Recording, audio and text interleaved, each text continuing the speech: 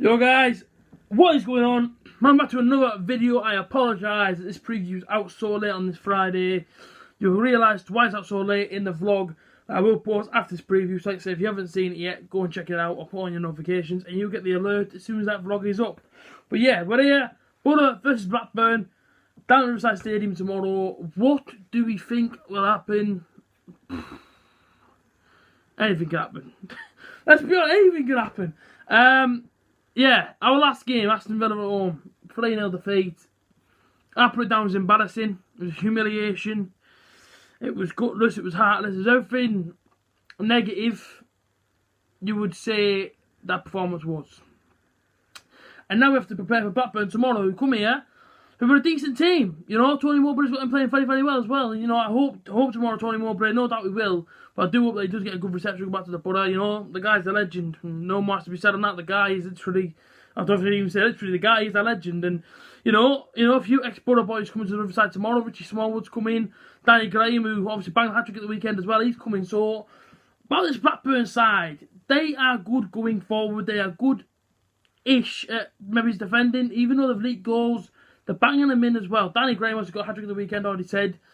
Top goal scorer, Bradley Dack on 11 goals. You know what I mean? These are looking good, Blackburn. And I know they're 10th, but listen, they're in ideal position for after Christmas to shoot that table and maybe even try and get promotion, whether it be the playoffs or even automatics. But this is one of them. Whereas Boro, even if we win tomorrow, we still can't make the top two. We're now 4 points off second. We're about to think it's Leeds at second and Norwich at the top.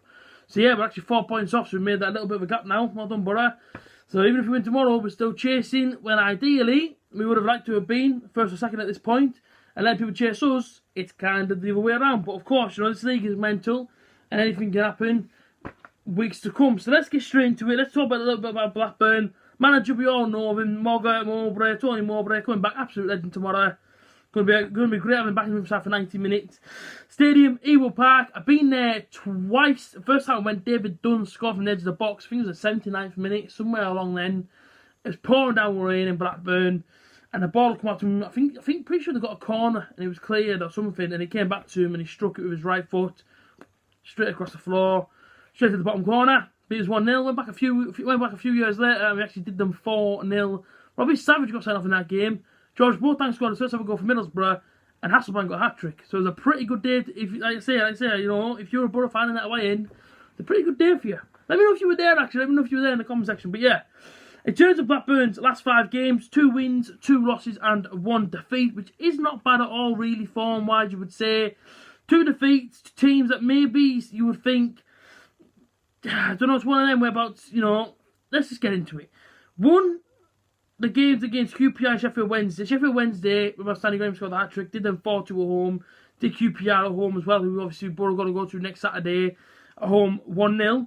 Drew to Rotherham at home, 1-1. We drew to Rotherham at home, 0-0. They actually lost to Wigan away, 3-1, which is a heavy defeat, but of course Wigan came up there last season. And Preston, inside their derby, did them 4-1, but listen, Preston are an impressive team. You know what I mean? The boss Boro now, and if Boro came away with a point a few weeks ago at their place, I will never know. League table, as I've already said, you know, Blackburn sit there now on 29 points. And, you know, Boro sit in 4th and 35 points. I think, you know, a win for either team would be absolutely massive. You know what I mean? It's going to boost up that table. Who do I see get it tomorrow? It's one of them where I'm honestly thinking a draw for tomorrow. I'll be completely honest with you. I don't... Something's bugging me with the Boro. And, it, you know, and it's because it's hard to get positive about the Boro at the minute because, let's be real, when was the last time we played a decent game of football? Was it Brentford in that 20-minute spell? Was it the month of August when everybody was raving? Was the Sheffield Wednesday away when the game Boro had a spell? It's one of them where, if we go back to the month of August, when have we really ever dominated someone from that point on? The reason why we're 4th now, and the reason why I believe a 4-point gap has happened from where else we are to second, is because we haven't really been taking the advantage of the opposition. I mean, for no example, well, I should say example being Rotherham at home, and I know disrespect to Rotherham, but we should have trounced Rotherham at home. You know, you look at Boro's ability in our squad, strength and depth, and you look at Rotherham, on paper, you would have Boro down to smash them off the park. Saturday, just horrible performance, heartless performance against Aston Villa that, you know, we knew they were going to come here and give us a good game. Why didn't we try and take some advantage? Why didn't we try and dominate the ball like they did? You know what I mean? And that's why I think at the minute it's hard for Boro fans to get a bit G'd up The reason why I'm not seeing packed houses every single week is for that reason. Entertainment value at the Boro, you wouldn't say it's very high. You just wouldn't put it there. And for me, I think the fans want to be entertained. It costs a lot of money to come out every week to support the club. If your fans to come out and bring their families, they want to be entertained on Saturday. They don't want to sit there and see boring football and see it get trounced 3-0. Now, I'm not one to be negative, but I'm just being honest. I'm trying to give my reasons to why I just don't see who's going to win on Saturday. I honestly feel like it could be a draw, and would that be a bad result against Blackburn? Let's be real, you know. Put 4 past Sheffield Wednesday, drew to Rotherham, lost to Wigan, lost to Preston. Would that be a bad result? Let me know in the comments section. Let me know your thoughts. In terms of top goal scorers, Bradley Dack actually leads for Blackburn, 11 goals, 6 assists. Danny Graham, ex-Boro boy, is absolutely on fire at the minute. 8 goals, 3 assists, and Adam Armstrong on 4 goals. For the Boro, we've got nobody over 6 goals at the minute. We've Britt Sambalonga, who's obviously been linked with a move to Celtic in January. Will it happen, will it not? Again, have your opinion down in the comment section down below. Sambalonga 5 goals, Jordan Hugill 4 goals, and Martin Braithwaite 3 goals. And the last time we met, Blackburn actually did us 2-1. Remember that game as well. And that was actually on March the 3rd. They did us 2-1. And the last time we beat Blackburn Rovers was on Boxing Day of 2012. And we did them 1-0. That was the last time we beat Blackburn Rovers, home or away. So, yeah, that's something to go off. But in terms of my 11, I'm just going to keep it simple. I'm going to go back to sort of originals and sort of just go with how I think purest Will Field. Randolph will obviously be in goal. Will Shotton come back in? Well, we've not seen anything or heard anything of Ryan Shotton. Maybe he's even trained with the first team since obviously the last time we heard. So obviously, you know, the back five for me is going to go as follows. Dale Fry, Aidan Flint, Danny Batt, George Friend. The two in front of them, Adam Clayton, Mo Besic. The one on the right, Stuart Downing. The one on the left is Martin Braithwaite. And the man in behind, Jordan Hugill, is going to be Johnny Howson. That's how I sort of see Boro line up tomorrow. If we want to get a win in this game, we've got to be on it. We've got to be very much attacking. We've got to try and control the play, because on Saturday, everything that could have gone wrong and every single negative that could have come out of any Boro fan's mouth, or even out of that whole performance, happened. Villa got on the ball, Villa dominated the play, and overall, overrunners in the midfield. We need to do everything they did to Blackburn in order to win this game. We have to start picking the performances. We have to start attacking more.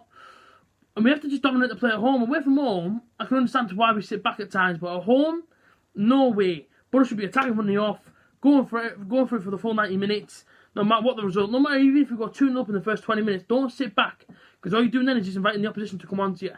If we want to go up in this league and we actually want to be serious, we've got to start getting the performances. You know what I mean? You know what I mean? There's no point now scraping around trying to get, you know what I mean? Almost like scraping around trying to get that last minute win or whatever.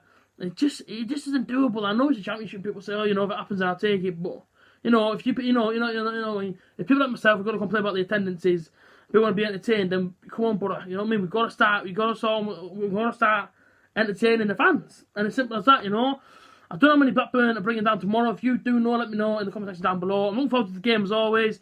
Back in the Riverside Stadium, I can't wait. I really do hope that Boro do come out though, and hopefully put a show on for us.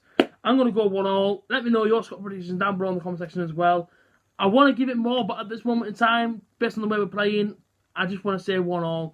I hope, listen, well, you know, let me put it this. My heart's saying 3-0 Boro. My head's saying 1-1. So take it as you will. Of course, I want the Boro to win tomorrow. Realistically, if I'm looking at how, realistically, if I'm looking at how both sides are playing, I think a draw wouldn't be a bad result. I'll be completely honest. But like I say, if you disagree, let me know in the comment section down below. Like, share, and comment as always. And I will catch you guys again tomorrow for the match day vlog of Boro vs Blackburn Rovers. Until then, take care. And at the bottom.